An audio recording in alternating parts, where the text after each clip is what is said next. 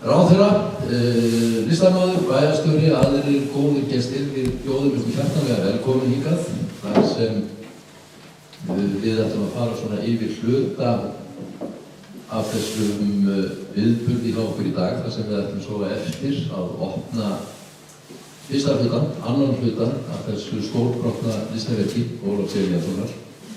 Hér ætlum við hins vegar, áður en við förum út á Hraun, að hér ætlar hún Sif Pálsdóttir, sem þetta frænka mín, og kom ekki málunni, að kynna okkur það sem síðan kemur, það að segja göngustíginn, umhverfi skíginn, sem verður síðan órjúvanlegur hluti af þessu mikla listaverki.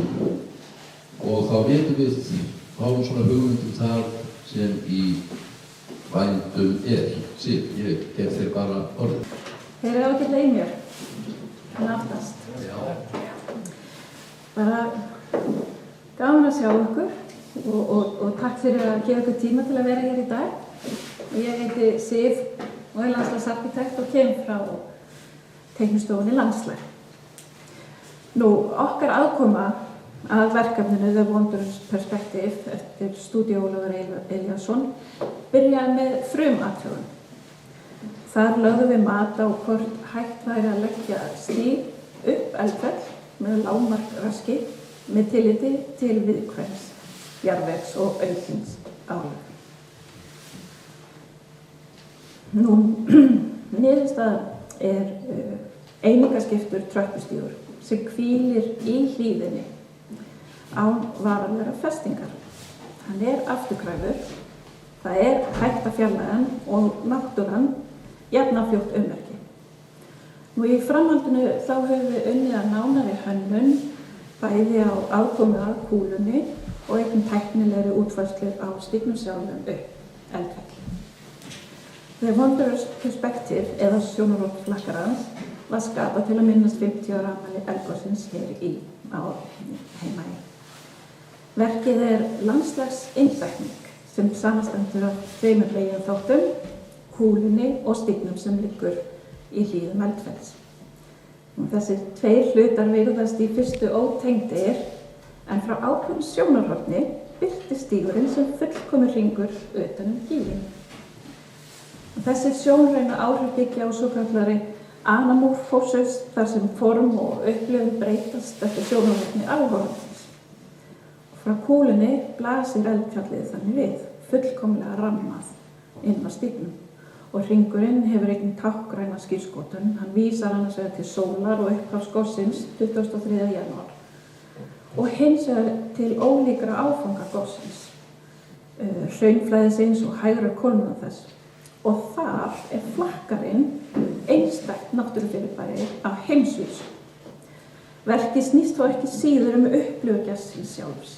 Kúlan býður upp á stað til að staldra við og íhuga á meðan að stígurinn leiðir fólk í gegnum landslagið og hvetur til þess að upplifa það á eigin forsendum. En áður en ég held áfram, þá langar mér voða mikið að segja frá flakkaranum, sem var mikilvægur innblástur fyrir verkið og þá legu og hönnun stígsins. Og hér má sjá skýringarmynd þar sem sýnir hvernig norðvesturhlið Eldfells, rauðalínan á myndinni, sígur undan eigin þunga og skríður í vestur. Og í framhaldinu þá fellur norðurhlið fjallsins, sem er þá flakkarinn, niður í hraunstrauminn sem rennur undan fellinu. Og þar flaut flakkarinn í hraunstrauminum eins og borgarísjaki í átt að innsiglingunni og strandar þar í Keldurhrauni. Og það er þess vegna sem að Eldfell lítur svona út í dag. Og rétt aðeins hérna er ljósmynd sem tekin er úr lofti og þannig að sjá hvað norðvestur hliðin Eldfellsins hefur skriðin fram undan eigin þunga. Þetta sést svo vel að því að það er snjór á þessu svæði, það eru svona bylgjur hérna neðst.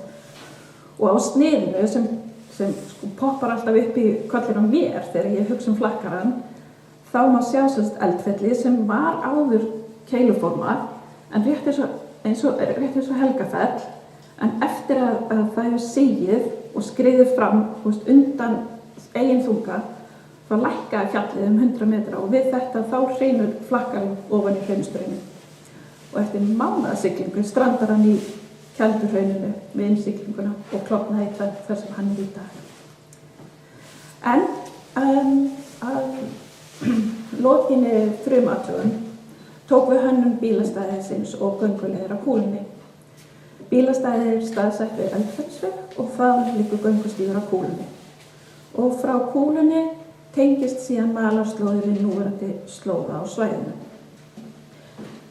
Hér sjáum við skjáskot úr þrívíddarlíkanum sem við vinnum með og sýnir þarna bílastæðið, gönguleiðina á Kúlunni og staðsend hennar og þarna glittir líka í göngustíginn á Eldfelli. Það er mjög gagnlegt að geta unnið og skoða verkefni í þrívídd til að sjá betur hvernig allir hlutir tengjast í landslaginu. En í landslagshönnun er verkið þó sjaldnast fullbúið þegar verktaki lýkur framkvæmdunum.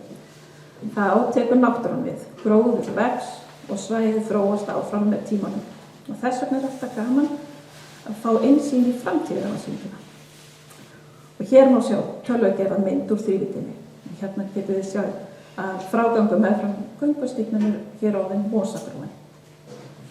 Og önnur þrívíddarlíkans skjáskot sem sýnir hér að frá bílastæðinu þar kemur aðkomutorg sem segja má að sé upphaf upplifunar á göngustíginn að Kúlunni. Og hér kemur sama skjáskot, bara myndgerð. Og á aðkomutorginu eru steinar sem hægt er að tylla sér á. Nú, göngustígurinn að Kúlunni er 140 metra langur. En kúlan þegar þú gengur stíginn, hún kemur ekki strax í ljós, heldur byggist upplifunin eftir því sem gengið áfram og fyrst þegar komið á áningarstaðnum, þá birtist kúlan. Og hér sjáum við áningarstaðinn með steinum og líkt á aðkomutorginu. Og með tímanum mun frágangur stígsins samlaga strauminu betur og falla náttúrulega inn í umhverfið. Hér kúlan, hún býður upp á stað til að staldra við og virða fyrir sér sjónarhorn flakkarans. Og eftir að hafa skoðað kúluna og útsýnið þaðan, þá er hægt að velja að fara sömu leið tilbaka að bílastæðinu eða halda áfram framhjá kúlunni eftir malarstíg sem tengist núverandi slóðum á svæðinu og leiða mann svo að stígnum sjálfum upp á Eldfell. Og ef við skoðum hér nánari útfærslu á þessum hlutaverkefnisins, þá er bílastæðið, það er hannað fyrir rúmlega 20 bíla, auk þess eru 2 bílastæði fyrir hreyfihamlaða og 2 rútustæði. Nú, aðkomutorgið og göngustígurinn er hellulagður og ein ástæðan einmitt fyrir legu stígsins er einmitt þessi upplifun. Þú gengur eftir stígnum frá bílastæðinu en það er ekki fyrir en þú kemur þarna í beygjunni að dvala sveinu sem þú sér kúluna sem skapar ákveðna spennu og upplifun. Aðgengi er einnig lykilástæða fyrir legu og lengd stígsins. Með þessari leið má halda hallanum hóflegum og bæta þannig aðgengi. Rauða línan hérna sýnir núverandi yfirborð landsins. Og svo erum við með hér þversnið sem að einnig er hægt að sjá hvernig stígurinn og kúlan falla inn í landslagið, þannig að þar sem að rauða línan er núverandi yfirborð. Og við frágang stígsins verður hraun og grjót úr nærumhverfinu nýtt í fláana til að skapa náttúrulegri ásýnd. Og einmitt með því að nýta grjót úr nærumhverfinu og einmitt þá með áfastri gróðurhulu og mosa, blanda því saman við annað hraun og grjót, þá má hraða náttúrulegri aðlögun svæðisins að hrauninu í kring. Og stígurinn er hellulagður til að tryggja gott aðgengi fyrir alla, en jafnframt er hannaður með náttúrulegt yfirbragð í huga sem samræmist litum og áferð Eldfells. Á torgi og áningarstað verður notað skorinn náttúrusteinn og í göngustíginn er notað svokallaður vínarsteinn sem verður í hlýjum jarðlitum sem tengja mannvirki við landslagið í kring. Á tölvugerðu myndinni hérna sjáum við hvernig náttúrusteinninn og vínasteinninn blandast saman. En á bæði torgi og á einhvers stað verða sem sagt steinar úr nærumhverfinu, eða hraun úr nærumhverfinu sem hægt verður að setjast á og njóta staðarins. Og þá er ekki verra að náttúran verði búin að sjá það að slípa steinana fyrir okkur eins og hérna má sjá í norðurhluta Prestafjöru sem partur af hrauni Eldfells, þannig að þetta nærumhverfið, þarna væri hægt að ná sér í stein, vel slípaðan og mjúkan. Og við kúluna stoppar svo hellulögnin og malastígur leiðir okkur áfram að núverandi malastofu. Og þetta var þá yfirferðin fyrir bílastæðið og göngustíginn á kúlunni og þá getum við fara að kíkja á stíginn á Eldfellið. Lega stígsins fylgir landslaginu og markmiðið að hann styðji við upplifun verksins án þess að raska viðkvæmu hrauninu. Landslag fékk það hlutverk að þróa útfærslu stígsins sjálfs, allt frá efnisvali og yfirbragði yfir í tæknilega uppbyggingu og það þarf að mæta ýmsum áskorunum sem fylgja landslaginu og aðstæðum á svæðinu. Stígurinn þarf að geta lagað sig að halla, grýttu hrauni og lausum jarðvegi. Jafnframt mikilvægt að hann hvíli sem mest á yfirborðinu án djúpra undirstaða eða mikils rask. Þá þarf einnig að vera hægt að fjarlægja hann síðar án varanlegra ummerkja. Lausnin þarf því að vera bæði einföld og sveigjanleg á svæði þar sem land á hreyfingu og hefðbundnir stígar eiga erfitt með að standast tímans tönn.